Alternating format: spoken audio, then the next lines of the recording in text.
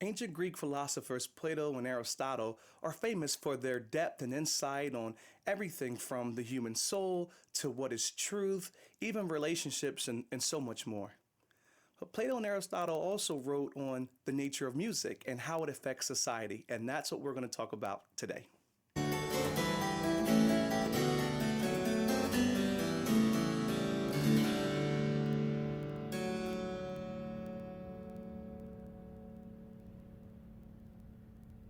I was born in the 80s, but grew up in the 90s. And as a kid, I remember there always being a lot of controversy surrounding rap and heavy metal music. There was a lot of controversy surrounding the artists Marilyn Manson and Eminem as well. We were told that listening to their music or those styles of music would make us bad people.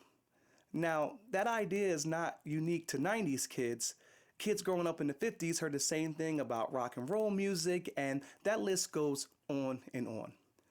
So, where did these ideas of music affecting character come from? Well, a lot further back than you may think.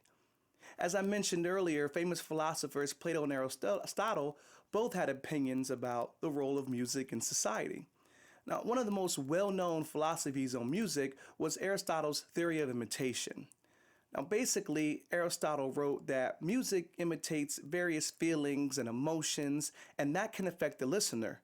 So, consistent listening to music can evoke certain feelings and emotions, and that can actually manipulate a person's character.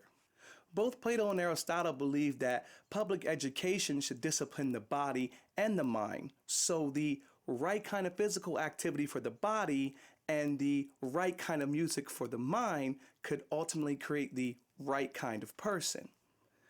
Now, Plato had very strong opinions about music. He once said, "Music innovation is a danger."